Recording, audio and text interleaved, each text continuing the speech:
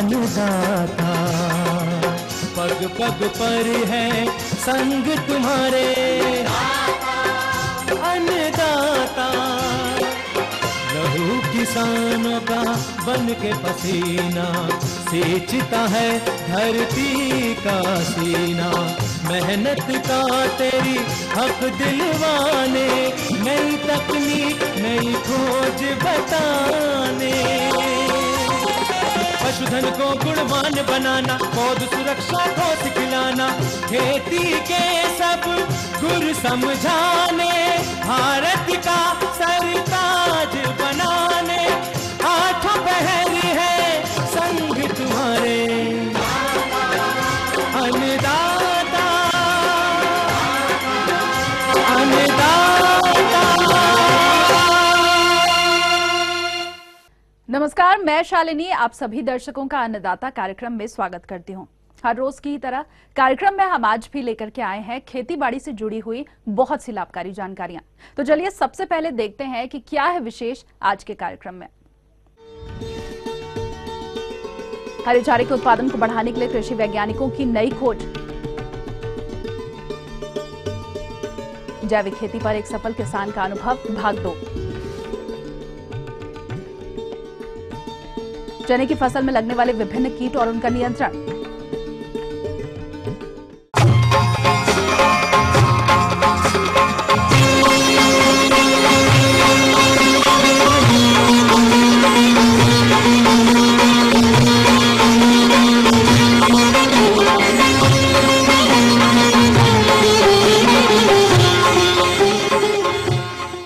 घटती जोत के कारण देश में पशुओं के लिए मात्र 4% कृषि भूमि पर हरे चारे का उत्पादन किया जाता है, जबकि वैज्ञानिक सर्वे के मुताबिक कुल भूमि में से 8% जमीन पर हरे चारे की पैदावार होनी चाहिए।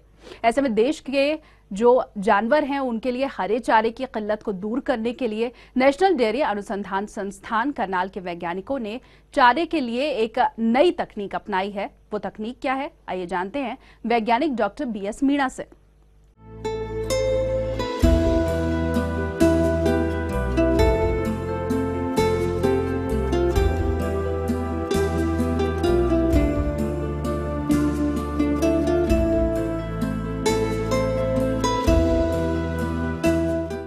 भारत 140 मिलियन टन वार्षिक दूध उत्पादन करके विश्व में नंबर 1 है, लेकिन हमारे पशुओं की दूध देने की क्षमता विदेशी पशुओं की तुलना में 50% कम है। हमें दूध उत्पादन बढ़ाना होगा। इसके लिए उत्तम नस्लों के साथ हरे चारे की कमी को दूर करना होगा। राष्ट्रीय डेयरी अनुसंधान संस्थान ने देश में हरे चारे की किल्लत को दूर करने के लिए फॉरेज म्यूजियम बनाया है, जिसमें विभिन्न तरह के तकरीबन 3 दर्जन वैरायटी के सदाबहार हरा चारे के बीज व रूटेड स्लिप तैयार की जा रही हैं।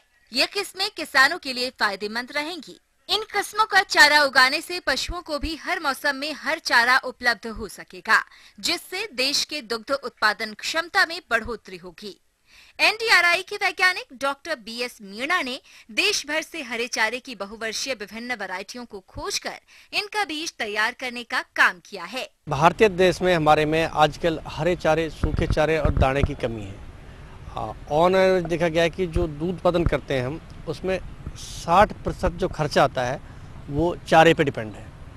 यदि किसान भाई दूध पैदा करना चाह रहे हैं और चारा महंगा है तो दूध का रेट महंगा हो जाएगा। अभी हमने ये रिसर्च से देखा है कि 1 किलो दूध पैदा करने में भैंस का हमें 27 से 28 रुपये खर्चा आता है, और जो संकर नस्ल गाय का जो खर्चा आता है 22 से 23 रुपये आता है किसान भाई को, यदि हम सारी कीमत जोड़ें तो। अब देखने की बात यह है कि यदि हम दाने को कम करें और हरा चारा बढ़ाएं तो हमारा जो दूध पैदा करने की लागत है कम हो जाएगी। आमतौर पर देखा गया है कि हमारे देश में तकरीबन 36% हरे चारे की कमी है।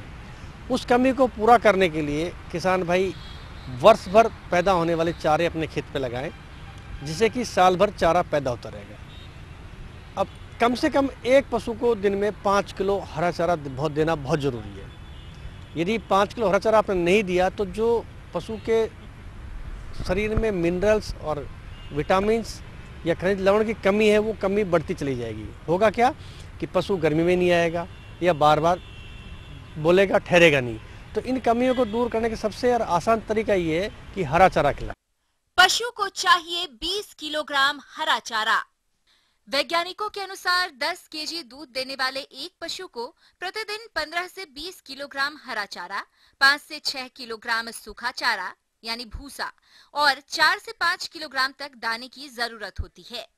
हरे चारे की कमी का सीधा प्रभाव दूध उत्पादन पर पड़ता है। अब मैं आपको बताने जा रहा हूँ कि गिन्नी घास। गिन्नी घास एक ऐसी घास है जो पूरे साल भर लगातार हरा चारा देती है। गिन्नी घास की हमने 2 किस्में लगा रखी हैं, बुंदेल गिन्नी 1, बुंदेल गिन्नी 2, और एक तीसरी किस्म लगाई हमने हामिल।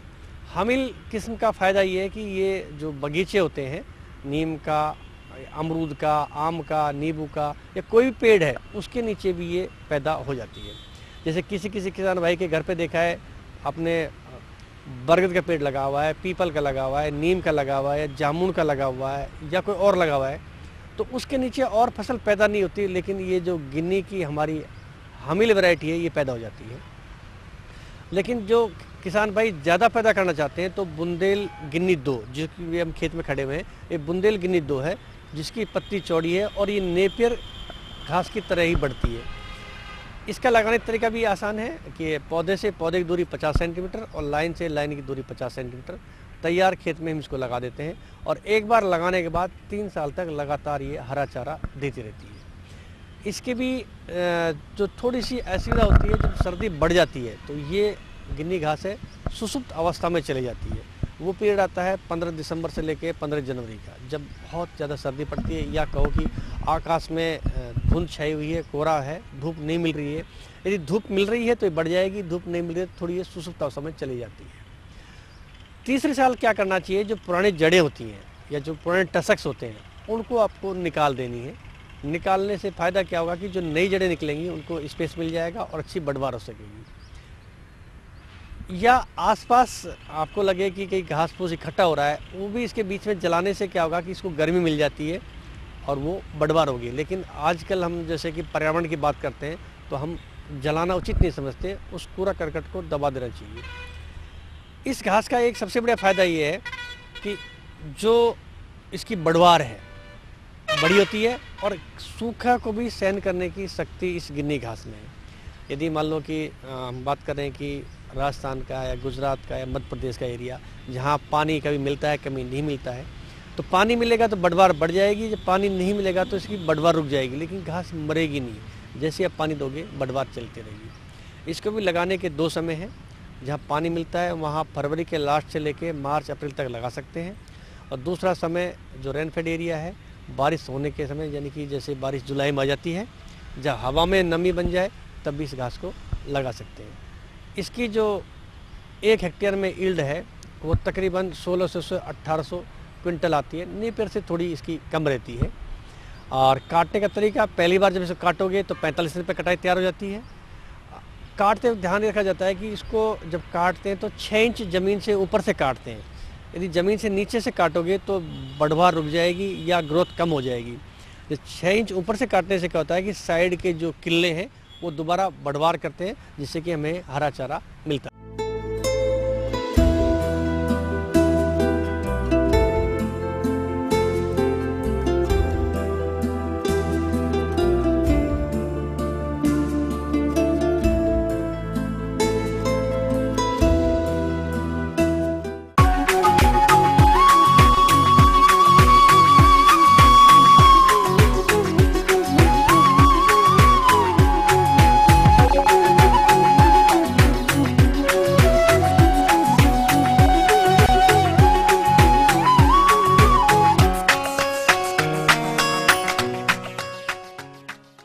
किसान भाइयों, जैसा कि कल के अन्नदाता कार्यक्रम में आपने जैविक खेती के बारे में जाना, आज उसी कड़ी को आगे बढ़ाते हुए हम आपकी मुलाकात करवा रहे हैं जिला अलवर के प्रगतिशील किसान गुलजार खान से कि वो किस तरह से जैविक खेती करके अधिक लाभ कमा रहे हैं। सब्जियों की जैविक खेती, उत्तम आय एवं स्वास्थ्य। सब्जियों की जैविक खेती से तात्पर्य है खेती की ऐसी पद्धति जिसमें पर्यावरण को स्वच्छ व प्राकृतिक संतुलन बनाए रखते हुए मिट्टी, वायु एवं जल को बिना प्रदूषित किए और रासायनिक उर्वरकों, कीटनाशकों, रोग व फफूंद नाशकों, खरपतवार नियंत्रकों का बिना प्रयोग किए दीर्घकालीन व स्थिर उत्पादन लिया जा सके। यह पद्धति वर्तमान कृषि रासायनिक कृषि की अपेक्षा सस्ती, स्वावलंबी एवं स्थायी है। ऑर्गेनिक में हमारे पास वर्मी एंड बीडी कंपोस्ट, सारे फल पौधे जितने भी हैं सब ऑर्गेनिक का, पूरा बगीचा हमारा ऑर्गेनिक का है। 66 बीघे का ये फार्म है। ये हमारा सब्जी का पार्ट है जिसमें मैं यहाँ खड़ा हूँ। ये आलू हैं, प्याजें लगी हुई हैं, शकरकंदियाँ हैं, लहसुन हैं और गेंदे भी लगे हुए हैं, लौकी भी लगी हुई है। यहाँ से हम सब्जी का पार्ट, सब्जी का फील्ड है, इसमें हम पूरे में ऑर्गेनिक सब्जी का इस्तेमाल करते हैं, जो कि हमें अच्छा उत्पादन मिलता है और इस सब्जी का हमें अच्छा रेट उपलब्ध होता है। आम जमींदार से लगभग इससे का रेट हमें 2 गुना या 2.5 गुने के या 3 गुने तक पहुंच जाता है सीजन के तौर पे। हमें सब्जी, ये ऑर्गेनिक सब्जी खाने को मिलती है। इसमें कोई केमिकल, कोई फर्टिलाइज़र, कुछ बाहर से कुछ नहीं है, सब अपना ऑर्गेनिक ही सब्जियों का इस्तेमाल करते हैं। ये रॉकेट है जो कि लेटिस में हम इस्तेमाल करते हैं। इसका रेट 300 से 400 रुपये पर केजी का हिसाब से जाती है। ये सब हमें ऑर्डर पे देना पड़ता है। अब यहाँ हमारे पास ऑर्डर आया हुआ है जो कि इसको तोड़ के हम स्टॉक करके पन्नियों में पैक करके ऑर्डर के लिए भेजेंगे। 1 किलो 2 किलो फिर और निकल जाता है। ऐसे ही 10-20 क्यारियाँ लगा देते हैं, जैसे भी जितना काटोगे उतना ही ये फूटेगा। होटल वगैरह में ये फॉरनर वगैरह लेटिस में सारे इस्तेमाल करते हैं। ये हमारे पास पालक है, ये भी ऑर्डर पे जा रही है। इसको हम हाथ से इसको कभी नहीं तोड़ना चाहिए, इससे कैचिंग से कटिंग करनी चाहिए ताकि इसको लेवल कटिंग हो, उसके बाद ये दोबारा फुटाव ले लेती है। ये भी हमारे पास 40 से 50 रुपये पर किलो के हिसाब से ऑर्डर पे जाती है। ये हमारा पोली हाउस है जो कि इसमें हम वेजिटेबल वगैरह, टमाटर है, करेला वगैरह है और लौकी है, मटर वगैरह है। जो ये हमने खंबे लगा रखे हैं लकड़ी के, इन पे हम टमाटर की बेल चढ़ाते हैं और इसमें हम करेले की बेल चढ़ी हुई है, लौकी की, और इसके इन बेडों पे लेटिस वगैरह। और ये राख है जो ये हवन सामग्री की राख है, इसको हम सुबह शाम हवन करते हैं और इसी राख को हम इस पे कीटनाशक के लिए हर पौधे पे छिड़काव करते हैं। इसको सुबह निकलने से पहले और शाम को सूर्य अस्त के बाद इस्तेमाल करते हैं और इसको सब को हम इसी पेड़ पौधों पर इस्तेमाल करते हैं।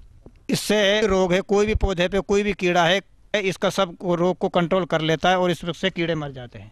अतः ये बोल सकते हैं कि जैविक खेती कुछ भी नहीं है, बल्कि उत्पादन की एक वैकल्पिक प्रणाली है, जिसमें किसी प्रकार से कृषि, बागवानी, पशु व मत्स्य उत्पादन प्रणाली में कोई भी रासायनिक उर्वरक, रोग एवं कीटनाशक या कोई भी नकली या बनावटी उत्पाद, वृद्धि नियामक तथा शक्तिवर्धक उत्पाद आदि संसाधनों के प्रयोग के बिना जीवित मृदा को बिना नुकसान पहुंचाए खेती करते हैं। इसको हम ऑर्गेनिक का ही खुराक देते हैं। इसकी देखो, हम फल की क्वांटिटी बहुत ज़्यादा, इसके हम फल को काउंटिंग नहीं कर सकते और अभी तो इसमें छोटे छोटे ऊपर फल आ रहे हैं। इस तरह के पौधे हमने हर जगह फार्म पर लगा रखे। ये हमारे पास नर्सरी के लिए सेट डाला हुआ जिसमें अनेकों किस्म के लेटिस के पौधे जमाए हुए हैं। इसमें हम नर्सरी तैयार करते हैं। विदेशी सब्जियों के लिए इस्तेमाल करते हैं। जो भी ये लेवल लगे हुए हैं सारी विदेशी सब्जियां हैं और इनमें हम ब्रोकली से, पालक से, अनेकों ऐसी चीज़ें हैं। 42-43 किस्म के हम लेटिस बनाते हैं। इसमें उसका सीड तैयार करते हैं। इसकी रेट होती है जब ये तैयार हो जाती है, इसका ट्रांसप्लांट करते हैं तो इसको जब हम इस्तेमाल करते हैं, इस लेटिस का रेट लेके 200 से 1000 रुपये तक का रेट होता है। इसका हर किस्म की का अलग अलग है। 400, 200, 250, 300, 500 का रेट अलग अलग रेट में मिलती है और इसकी सारी पूरी मार्केटिंग दिल्ली के लिए होती है। मैं तो आपको सभी को यही सलाह दूंगा कि आप प्लीज ऑर्गेनिक की तरफ ध्यान दें। इस प्रकार से यदि हमारे किसान भाई सब्जी उत्पादक अपनी खेती करते हैं तो निश्चय ही उन्हें कम लागत में गुणवत्ता युक्त साग सब्जियों की अधिक पैदावार प्राप्त होगी, जिनका उपयोग करके स्वयं भी निरोगी रह सकते हैं और उपभोक्ता को निरोगी रखते हुए मृदा स्वास्थ्य उत्तम बना सकते हैं।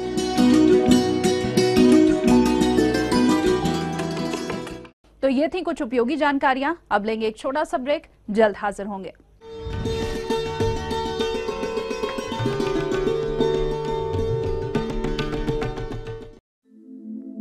दुनिया के नक्शे पर यह है इंडिया मेरी जान।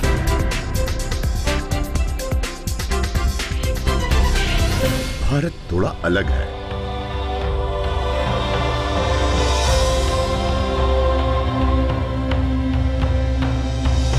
देखा आपने, इतना सा भी छूट जाए तो तो सच अधूरा रह जाता है। बदलते भारत का पूरा सच। राष्ट्रीय समाचार हर रोज सुबह 8 और दोपहर 2 बजे।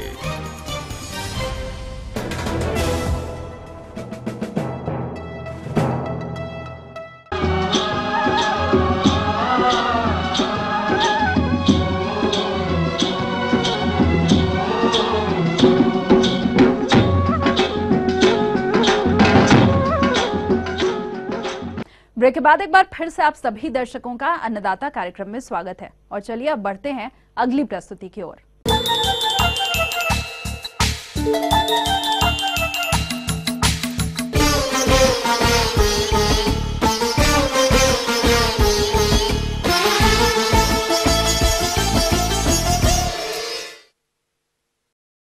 हमारे राज्य के जिन किसानों ने चने की बुआई समय से कर दी होगी, उनकी फसल इस समय 30 से 35 दिन की बढ़वार की अवस्था पर होगी और बदलते मौसम के कारण चने की फसल में विभिन्न प्रकार के कीटों का प्रकोप देखने में आ रहा है, जो कि फसल की उपज पर विपरीत प्रभाव डालते हैं।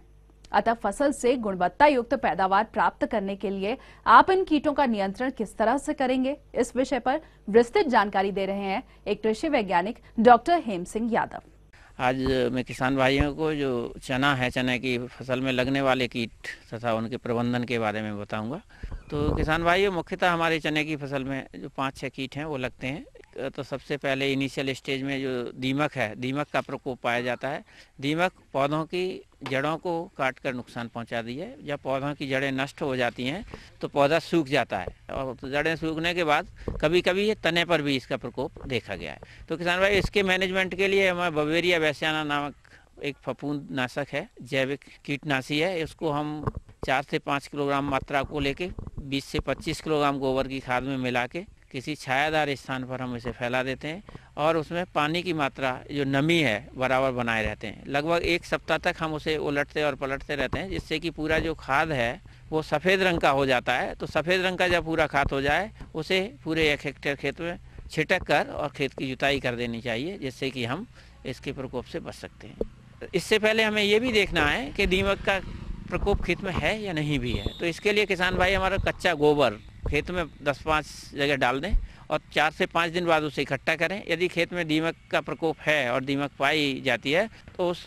गोबर की खाद पर इकट्ठी हो जाएगी। हम उसे इकट्ठा करें और इकट्ठा करने के बाद उसे नष्ट कर दें। दूसरा, इसमें एक कटवा कीट है। जो कटवा कीट है वो उसकी जो कैटरपिलर है, जो सूढ़ी है, लार्वा अवस्था है, वो हमारी फसल को लॉस पहुंचाती है।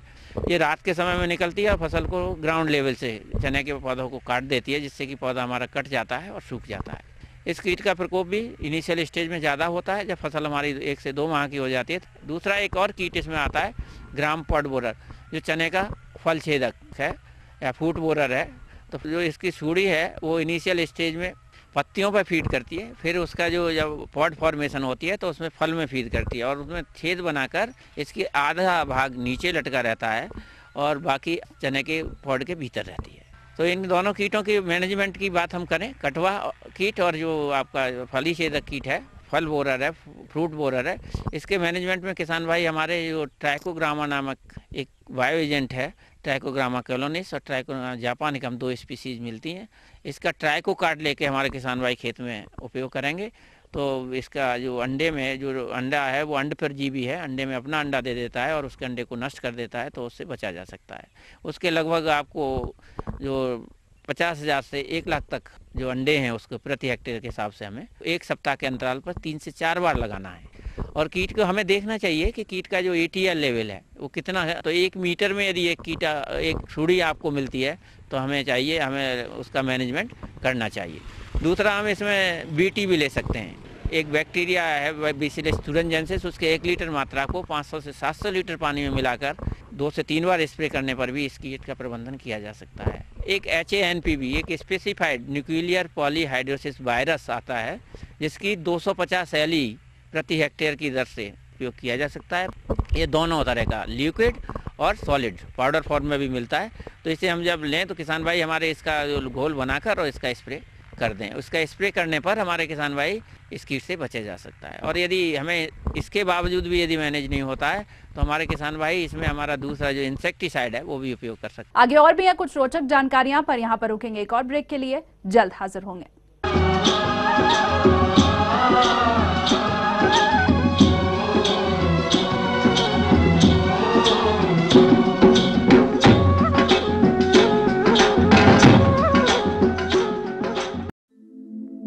दुनिया के नक्शे पर यह है इंडिया मेरी जान।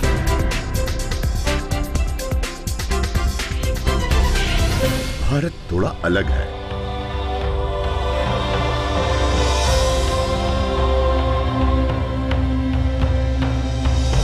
देखा आपने, इतना सा भी छूट जाए तो सच अधूरा रह जाता है। बदलते भारत का पूरा सच, राष्ट्रीय समाचार, हर रोज सुबह 8 और दोपहर 2 बजे।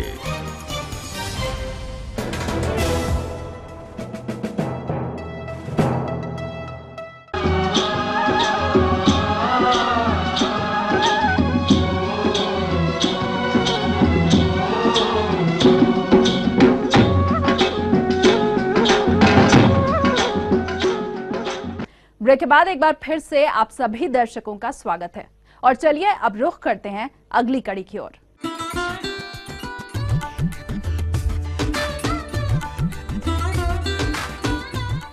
अन्नदाता हेल्पलाइन निःशुल्क फोन संपर्क सेवा के माध्यम से आपके द्वारा पूछी गई समस्याओं में से एक या फिर 2 महत्वपूर्ण समस्याओं को हम अपने कार्यक्रम में शामिल करते हैं और इसी के तहत आज की चयनित समस्या और उसका जवाब इस प्रकार है।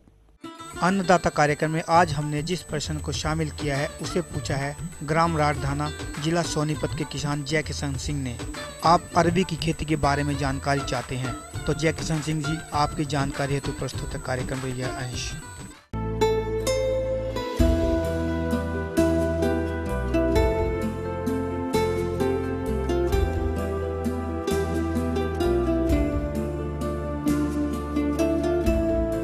नमस्कार किसान भाइयों, मेरा नाम चैनलाल है। मैं जिला चंबा का रहने वाला हूँ। गांव मेरा सनू पड़ता है। कहते हैं ना, कहावत देते हैं कि आम के आम गुठली के दाम। मैं डबल फायदा उठाना चाहता हूँ। देखिए, मेरा अनार और सेब का बाग है। इसके बीच में मैंने एक अरबी का खेती लगाई हुई है। इसकी फसल जो है मार्च में इसकी बिजाई करते हैं और ये लगभग अक्टूबर 15 के बाद ये तैयार हो जाती है। तो बेहतर यही रहेगा मार्च और अक्टूबर का हम पीरियड ले लें तो बीच वाला पीरियड आ जाता है। आगे पीछे की फसलें जो थोड़ा ख़राब होने का चांस है, इसलिए मैं आपको यही सुझाव दे रहा हूँ। जो आपकी लगी हुई फसल है कंटिन्यू, जैसे कि फलदार पेड़ है, उसके बीच में आप इसको लगा दें तो आपको ज़्यादा फायदा रहेगा। इसकी खास जो आप ध्यान रखने वाली बात है पानी का। पानी चाहिए इसके लिए।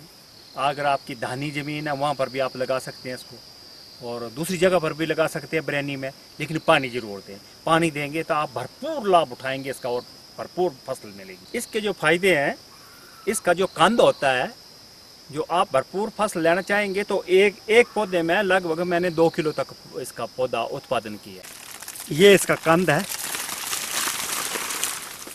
जैसे ये कंद की आंखें हैं और इससे ऊपर जब निकाल देंगे, ये जो कंद है ये खाने योग्य चीज़ है।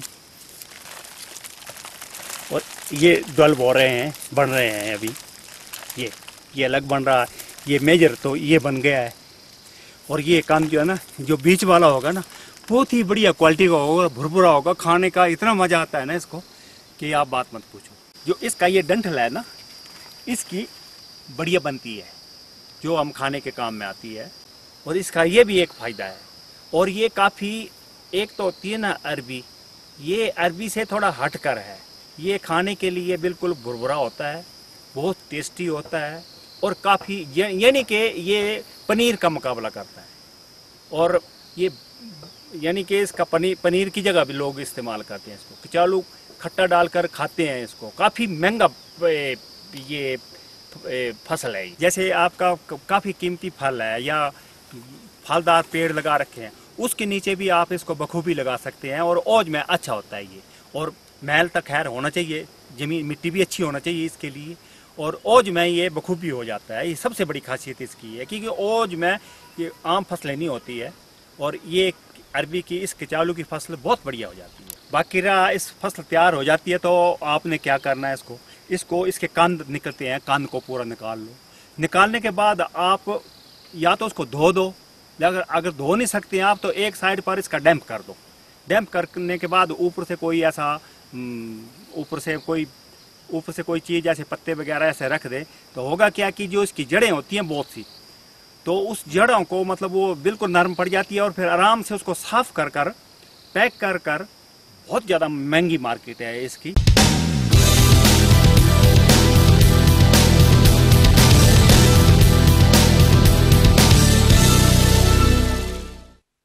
राज्य की विभिन्न मंडियों में कृषि उत्पादों के चढ़ते उतरते बाजार भाव की संक्षिप्त जानकारी इस प्रकार है।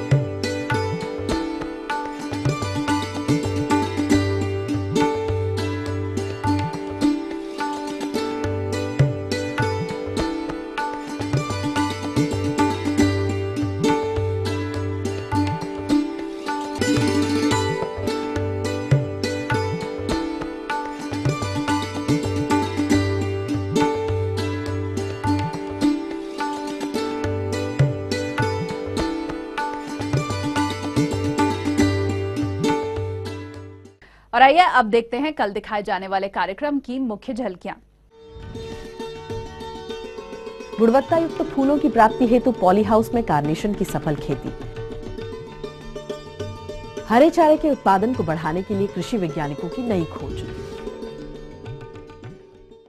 हम ये उम्मीद करते हैं कि आज का कार्यक्रम आप सभी दर्शकों के लिए उपयोगी रहा होगा। किसान भाइयों, अन्नदाता आपकी सेवा के लिए संकल्परत है। कृषि संबंधित समस्या और सुझावों के लिए आप हमें इस पते पर संपर्क कर सकते हैं। प्रोड्यूसर अन्नदाता, ETV Haryana Himachal Pradesh, Ramoji film city Hyderabad 501512। साथ ही आप हमें ईमेल भी कर सकते हैं। हमारा ईमेल आईडी है annadaata@hp@etv.co.in। इसके अलावा आप हमें निःशुल्क हेल्पलाइन नंबर 180010084599 पर सोमवार से शनिवार सुबह 10 से शाम 4 बजे के बीच संपर्क कर सकते हैं। तो फिलहाल अन्नदाता की पूरी टीम को दीजिए इजाजत। कल फिर से इसी समय आपसे मुलाकात होगी कृषि संबंधित कुछ और महत्वपूर्ण जानकारियों के साथ। नमस्कार।